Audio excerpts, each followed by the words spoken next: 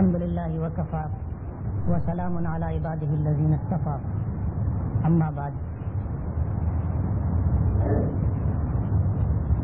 اعوذ بالله من الشيطان الرجيم بسم الله الرحمن الرحيم قل سيروا في الارض فانظروا كيف كان عاقبة المكذبين صدق اللہ العظیم. بزرگان محترم اور عزیز دوستوں،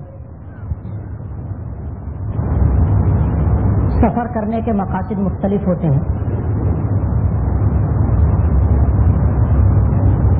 اقامت کے مقابلے میں سفر کو مشقت قرار دیا گیا.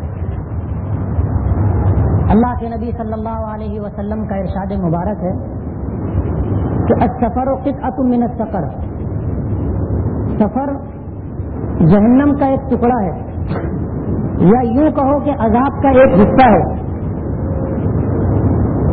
اللہ کے نبی صلی اللہ علیہ وسلم نے ارشاد فرمایا کہ سفر کی وجہ سے آدمی اس راحت سے جو اس کو گھر پر ملتی ہے محروم ہو جاتا ہے.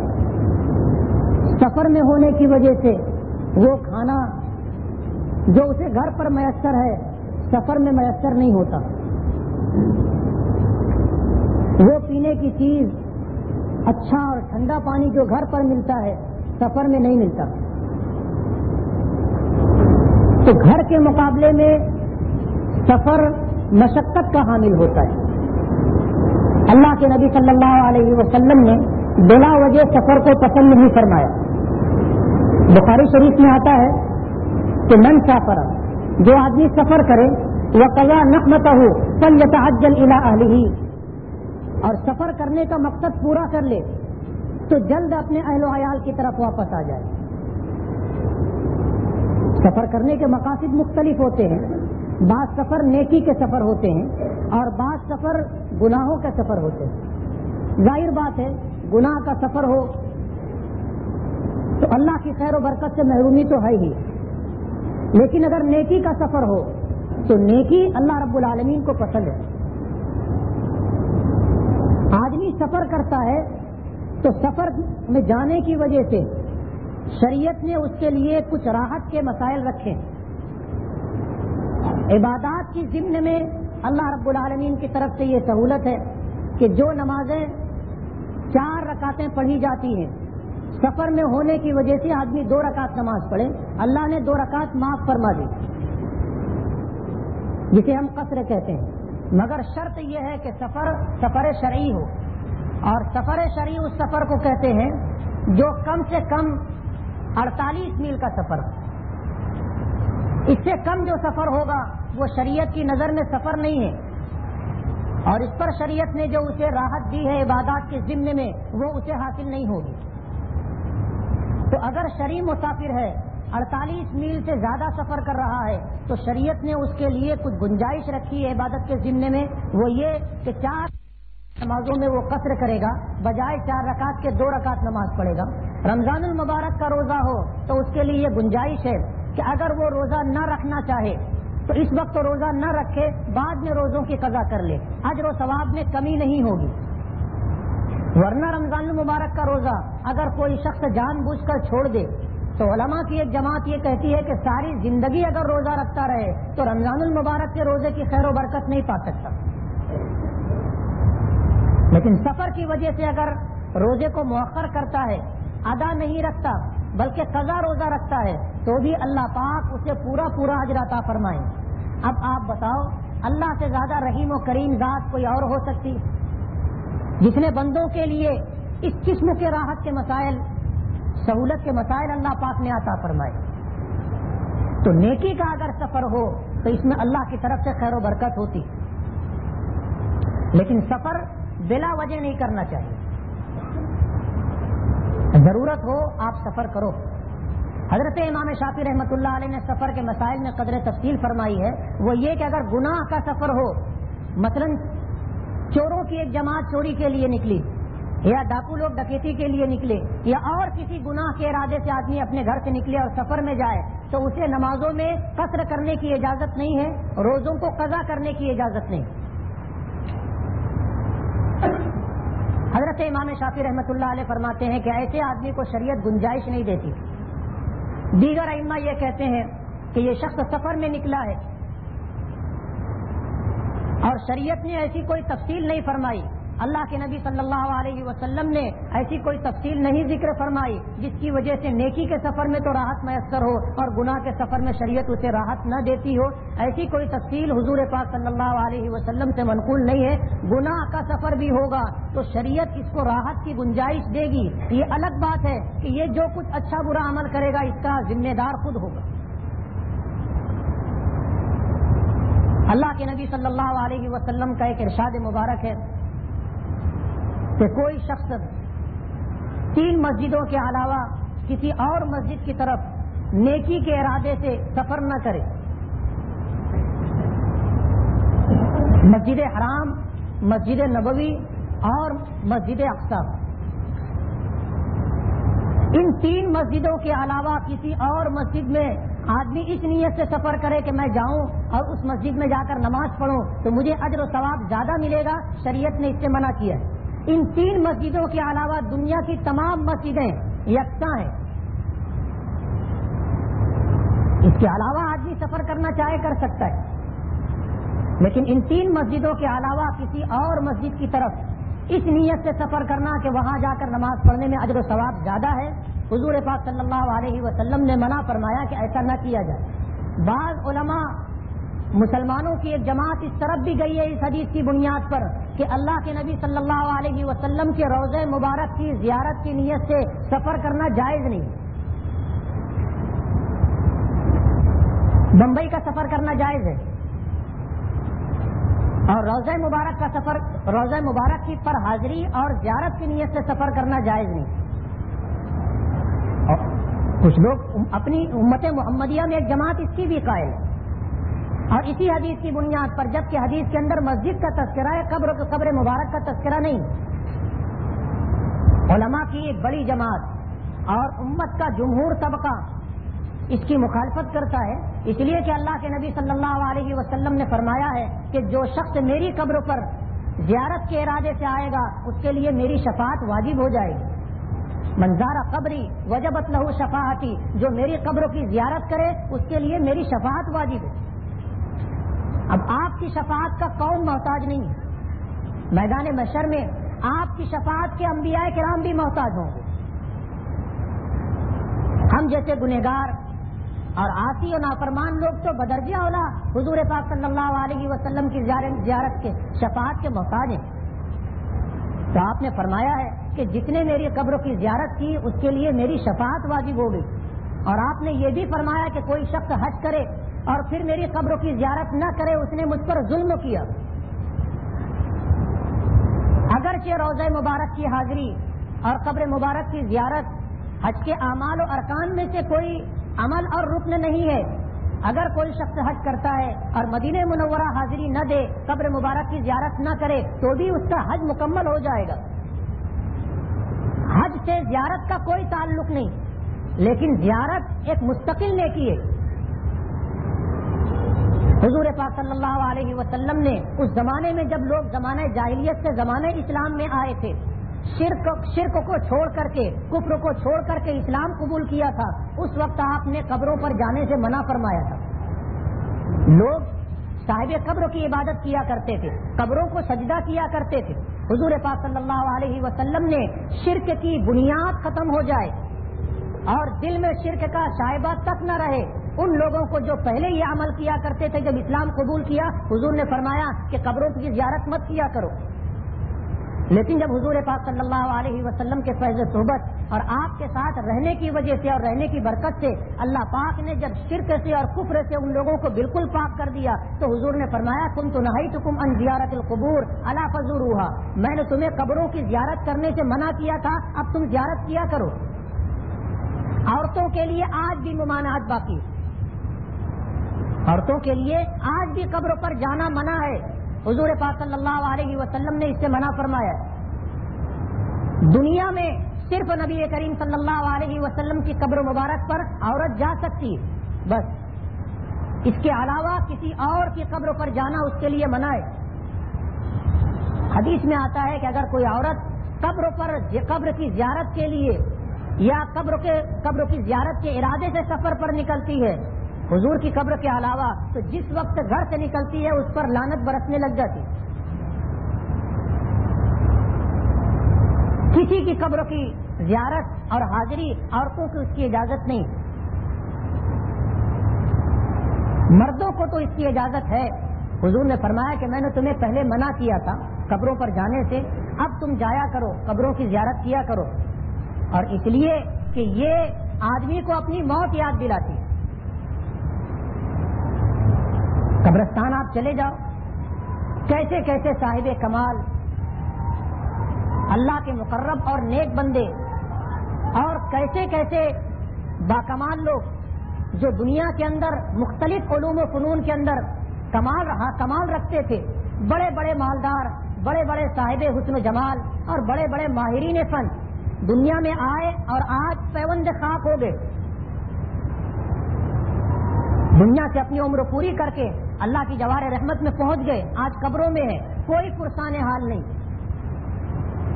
آدمی قبرستان جائے تو عبرت کے لیے جائے، جا کر دیکھے کہ کیسے کیسے لوگ تھے جن کا اگر ہمارا ان کا مقابلہ کیا جائے، تقابل کیا جائے تو وہ ہم سے بدرجہ اولا بہتر تھے. لیکن زندگی ہمیشہ کسی کو نہیں دی گئی، وقت پورا کر کے اللہ کی جوار رحمت میں پہنچ گئے. قبرستان جانے کا ایک مقصد یہ بھی ہوتا ہے کہ آدمی جا کر کے اپنی موت کو یاد کرے.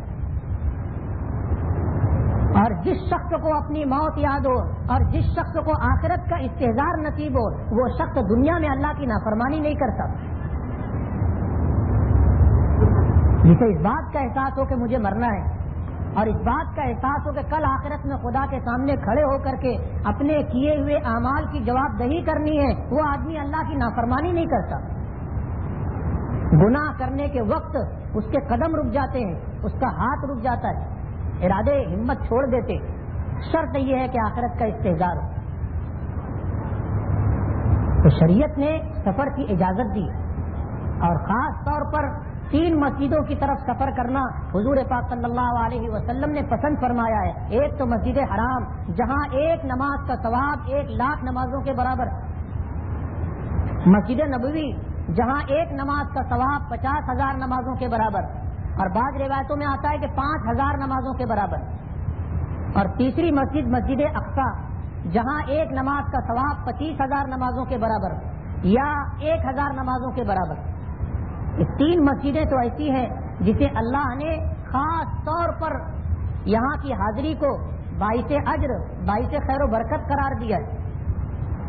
مسجد حرام جس میں اللہ کا گھر ہے، اربوں انسان کا قبلہ وجوہ، بے آب و گیا زمین، جس زمین پر رہنا کوئی پسند نہیں کرتا تھا، زندگی گزارنے کا کوئی سہارا نہیں، کوئی ذریعہ نہیں، کوئی سبب نہیں. لیکن جب اللہ نے اس جگہ اپنا گھر بنایا تو کروڑوں انسانوں کے لیے وہ قبلہ وجوہ ہے. لوگ نمازوں میں اپنا چہرہ اس طرف کرتے ہیں اور لوگوں کے دل اس گھر کی طرف جھکتے ہیں. تو مسجد حرام جہاں اللہ کا گھر ہے، جہاں ایک نماز کا ثواب 1,00,000 نمازوں کے برابر. بعض ساتھی یہ مسئلہ پوچھتے ہیں کہ اب تک ہم نماز نہیں پڑھتے تھے، ہمارے ذمے بہت ساری قضا نمازیں ہیں، یہاں ایک قضا نماز پڑھ لیں گے تو سب ادا ہو جائے گی.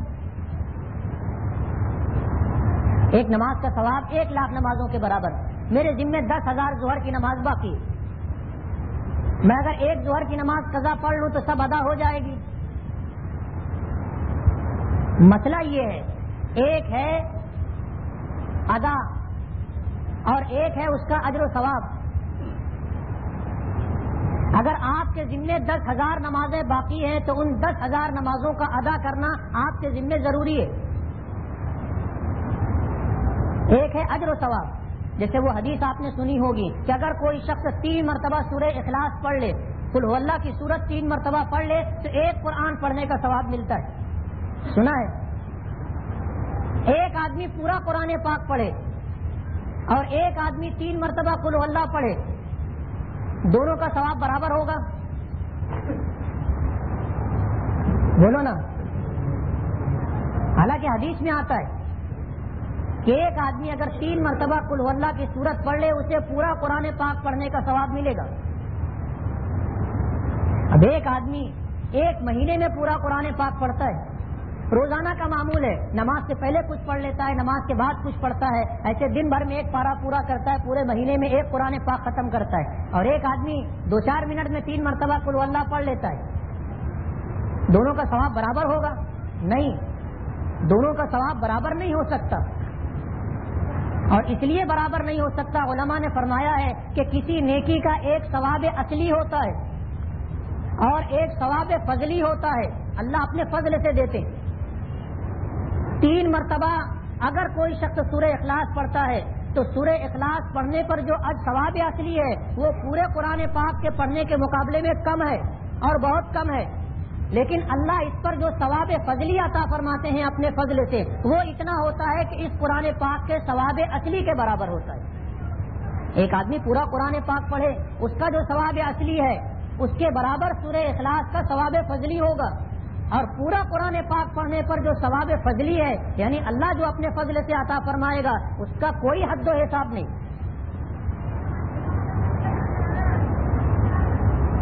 اس لیے اگر کسی کے ذمے ظہر کی 10,000 نمازیں باقی ہیں تو اسے 10,000 نمازیں پڑھنی پڑے گی، اور حرم میں اگر ایک نماز پڑھتا ہے، ایک ظہر کی نماز قضا کرتا ہے تو ایک ہی قضا ہوگی۔ یہ الگ بات ہے کہ اللہ اس کا اجر و ثواب جتنا دینا چاہے اتنا دے دے، لیکن ادا ایک ہی ہوگی۔ اور روایتوں میں آتا ہے نا کہ اگر کوئی شخص حج کرے، من حج ولم یرفث ولم یفسق رجع کیوم ولدته امه، کوئی آدمی حج کرے اس طرح کہ اللہ کی رضا پیش نظر ہو اور اس حج کے اندر کوئی بے حیائی کی بات نہ ہو، کوئی جھگڑا نہ ہو، اللہ کی اطاعت و فرما برداری کے ساتھ حج کرے تو وہ اس طرح واپس ہوتا ہے گناہوں سے پاک و صاف ہو کر کے جیسے اس نے گناہ کیا ہی نہیں۔ بعض لوگ مسئلہ پوچھتے ہیں جو لین دین باقی تھا وہ بھی ختم، کسی کا پیسہ دینا ہے ابھی تک دیا نہیں، ایک حج کر لیا، اب نہ دینے کا جو گناہ ہے وہ بھی ختم۔ ایسا نہیں ہے، ایک ہوتا ہے گناہوں کا معاف ہونا اور ایک ہے حقوق، اس میں گناہوں کی معافی ہے، حقوق کی معافی نہیں ہے۔ اور حقوق کچھ اللہ کے ہوتے ہیں، کچھ بندوں کے ہوتے ہیں۔ بندوں کا اللہ کا حق یہ ہے کہ 5 وقت کی نماز پڑھی جائے، اور اللہ کا حق یہ ہے کہ روزے رکھے جائیں، زکوٰۃ دی جاوے، عبادات میں اللہ کا حق ہے۔ یہ آدمی اگر حج کر لیا تو پچھلی جو نمازیں اس کے ذمہ باقی تھی وہ معاف نہیں ہوگی، یہ حق ہے۔ ہاں قضا کرنے کا گناہ معاف ہو جائے گا انشاءاللہ، لیکن نمازوں کو آپ کو ادا کرنا ہوگا، جو روزے آپ کے ذمے باقی ہیں وہ آپ کو ادا کرنے ہوں گے، جو زکوٰۃ آپ کے ذمے باقی ہے وہ زکوٰۃ دینی ہوگی، وہ معاف نہیں ہے، حقوق معاف نہیں ہوتے۔ ہاں تاخیر کا جو گناہ ہے وہ معاف ہو سکتا ہے، بندوں کا جو حق ہے وہ آپ کو دینا پڑے گا، اس کی معافی نہیں ہے۔ اگر ایسا ہوتا تو لوگوں کے لیے بہت آسان ہو جاتا، ایک مرتبہ لوگوں سے لے لیے اور حج کرنے چلے گئے، آئے سب ختم۔ گناہ معاف ہوتے ہیں، حقوق معاف نہیں ہوتے، اس لیے اگر کسی کے ذمے قضا نمازیں ہیں تو انہیں پڑھنا پڑے گا، حج کرنے سے وہ معاف نہیں ہوگی۔ ہاں قضا کا گناہ معاف ہو سکتا ہے۔ تو مسجد حرام 1,00,000 نمازوں کے برابر ثواب ملتا ہے ایک نماز پر، اور مسجد نبوی میں 50,000 نمازوں کا ثواب، اور بیت المقدس ہو مسجد اقصیٰ ہو وہاں پر 25,000 نمازوں کا ثواب۔ یہ 3 مسجدیں تو ایسی ہیں کہ ان 3 مسجدوں کی طرف سفر کرنا نیکی ہے۔ آدمی جب سفر میں نکلتا ہے تو اس کے سامنے بہت سارے اندیشے ہوتے ہیں، سفر کے نشیب و فراز، سفر میں اچھے برے ساتھیوں کا ملنا، سفر میں حادثات کے اندیشے، آدمی گھر چھوڑ کر جاتا ہے، کاروبار چھوڑ کر جاتا ہے، بچوں کو رشتہ داروں کو چھوڑ کر کے جاتا ہے، اس کی غیر حاضری میں گھر میں، کاروبار میں، بچوں میں، رشتہ داروں میں کیا تبدیلی آتی ہے، یہ سارے اندیشے اس کے سامنے ہوتے۔ اللہ اپنے بندوں پر انتہائی رحیم و کریم، اور اللہ کے بعد امت پر سب سے زیادہ شفیق و مہربان اللہ کے نبی صلی اللہ علیہ وسلم کی ذات گرامی۔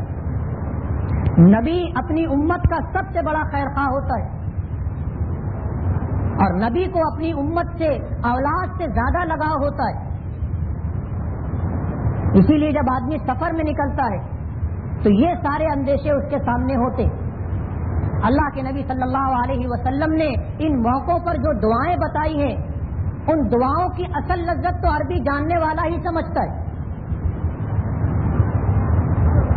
ان دعاؤں کی اصل لذت جو عربی جانتا ہو وہی سمجھ سکتا ہے، ترجمے میں وہ بات نہیں آتی. اللہ کے نبی صلی اللہ علیہ وسلم نے ان سارے اندیشوں کو سمجھتے ہوئے اپنی امت کے افراد کو جو دعائیں تلقین کی ہیں، ان دعاؤں کا اگر آدمی تصور کر لے تو کوئی ایک ایسی چیز جو اس کی غیر موجودگی میں پیش آ سکتی ہے، اللہ کے نبی صلی اللہ علیہ وسلم نے اسے چھوڑا نہیں. سفر کی جو دعائیں حضور نے بتائی ہیں، ان دعاؤں کا اہتمام آدمی کو سفر کے نہ جانے کتنے حادثات سے بچا لیتا ہے. حضور پاک صلی اللہ علیہ وسلم جب سفر کے لیے نکلا کرتے تھے تو آپ کی دعاؤں میں آتا ہے کہ نکلتے ہوئے آپ دروازے پر جو پڑھا کرتے تھے کہ بسم اللہ توکلت علی اللہ لا حول ولا قوت الا باللہ، بسم اللہ فی امان اللہ، حسبنا اللہ ونعم الوکیل ونعم المولا ونعم النصیر. اس کے بعد جب آپ باہر نکلتے تھے تو پھر دعا کرتے تھے اللہم انا نسألک فی سفرنا ھذا البر والتقوی، کہ اللہ ہم تجھ سے اس سفر کے اندر نیکی اور بھلائی کا سوال کرتے ہیں. ومن العمل ما تحب وترضى، اور ایسے اعمال کا سوال کرتے ہیں جو تجھے پسند ہو اور جن سے تو راضی ہوتا ہو. اللہم ہون علینا ھذا السفر، اے اللہ اس سفر کو ہمارے لیے آسان فرما دے. وَاطْوِ عَنَّا بُعْدًا، اور اس کی دوری کو سمیٹ دے. اللہم انت الصاحب فی السفر، اے اللہ سفر میں تو ہی ساتھی ہے. اللہم انت الصاحب فی السفر، سفر میں تو ہی ساتھی ہے. والخلیفۃ فی الاہل والمال والولد، اور ہمارے پیچھے ہمارے مال میں، ہماری اولاد میں اور اہل و عیال میں تو ہی ہمارا خلیفہ ہے.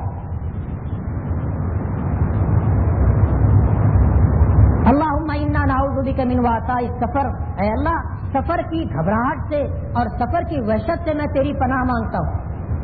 وکآبۃ المنظر، اور سفر میں برے منظروں کے دیکھنے سے، جانی اور مالی حادثات کے دیکھنے سے تیری پناہ مانگتا ہوں. وسوء المنقلب فی المال والاہل والولد، اہل و عیال میں، مال میں، گھر بار میں بری تبدیلی سے میں تیری پناہ مانگتا ہوں. ایک مسافر جب سفر پر نکلتا ہے تو اس کے اندیشوں کے پیش نظر جو کچھ ہو سکتا ہے، حضور نے ان دعاؤں میں ان تمام چیزوں کو سمیٹ لیا ہے. اور اس کے بعد جب سواری پر سوار ہوتے تو پھر یہ دعا پڑھتے تھے سبحان الذی سخر لنا ھذا وما كنا له مقرنین وانا الى ربنا لمنقلبون، کہ پاک ہے وہ ذات جس نے سواری کو ہمارے لیے مسخر کر دیا. وما كنا له مقرنین، اگر اللہ نہ چاہتا تو اس سواری کو ہم اپنے قابو میں نہیں کر سکتے. وَإِنَّا إِلَىٰ رَبِّنَا لَمُنْقَلِبُونَ، اور ہمیں اللہ ہی کی طرف پلٹ کر کے جانا ہے. حضور پاک صلی اللہ علیہ وسلم نے سفر پر جانے والوں کو یہ دعائیں تلقین کی، اور رخصت کرنے والوں کو حضور نے یہ دعا بتائی کہ جب کوئی سفر میں جانے لگے تو اسے دعاؤں کے ساتھ رخصت کیجیے.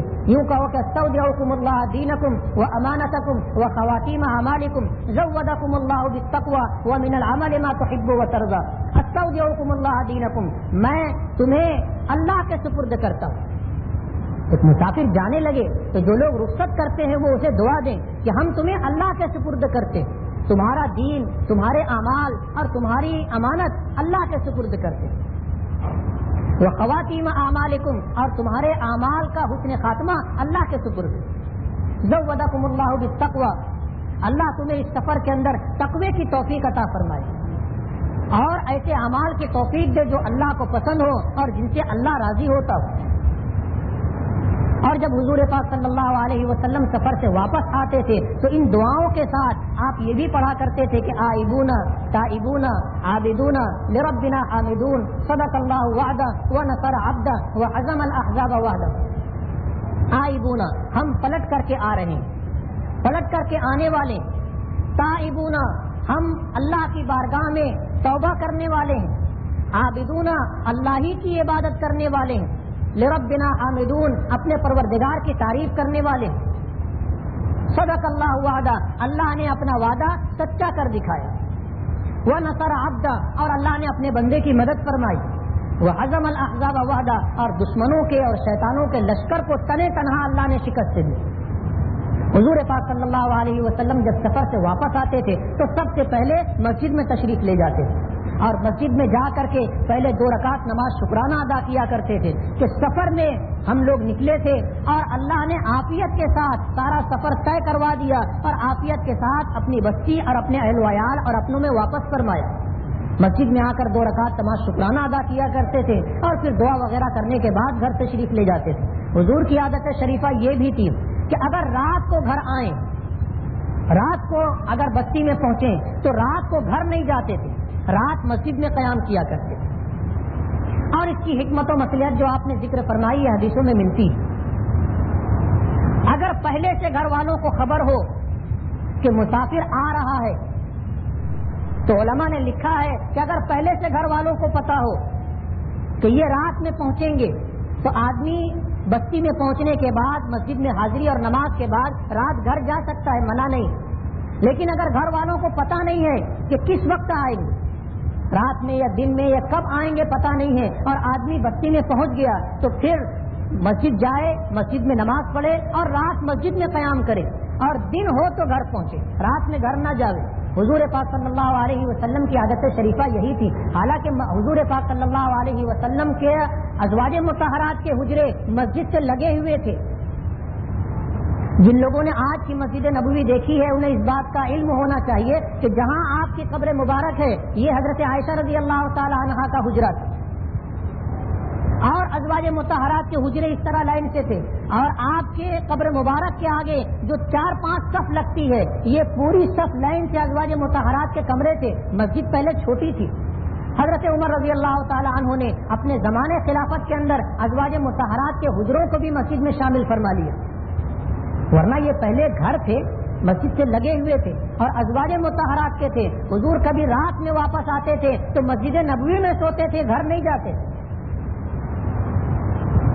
تو سفر کے جو آداب ہیں، سفر کے آداب کو پیش نظر رکھ کر کے اور یہ دعائیں جو حضور نے بتائی ہیں، ان دعاؤں کے ساتھ جب آدمی گھر سے نکلتا ہے تو اللہ تعالیٰ اسے خیر و برکت کے ساتھ، اجر و ثواب کے ساتھ اور دنیا اور آخرت کی سرخروئی کے ساتھ اہل و عیال میں واپس فرماتا ہے۔ نبی کریم صلی اللہ علیہ وسلم سے بڑھ کر کے امت کا کوئی خیر خواہ نہیں، اور یہ ساری دعائیں آپ نے تلقین کی ہیں۔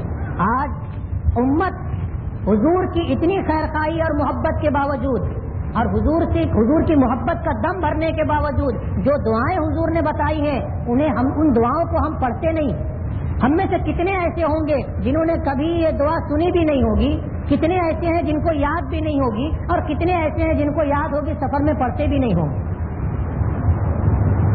یہ وہ دعائیں ہیں جو حضور نے مختلف اوقات کے لیے بتائی ہیں، وہ اس لیے کہ امت کا ہر فرد انہیں یاد کرے اور جب کبھی سفر میں نکلے تو ان ساری دعاؤں کے ساتھ نکلے۔ یہ ساری دعائیں ہیں، ان دعاؤں کو کتابوں میں دیکھ کر کے یاد کرنا چاہیے۔ آدمی جب سفر میں نکلتا ہے تو بے شمار اندیشے اس کے ساتھ ہوتے ہیں، اور نئی جگہ ہوتی ہے، نئے لوگ ہوتے ہیں، موسم کا فرق ہوتا ہے، اور نہ جانے کیسے کیسے حالات پیش آ سکتے ہیں۔ اور حضور پاک صلی اللہ علیہ وسلم نے جو دعائیں تلقین کی ہیں آدمی ان کا اہتمام کرے تو اللہ تعالیٰ سارے حادثات اور اندیشوں سے محفوظ رکھتا ہے۔ وآخر دعوانا الحمدللہ۔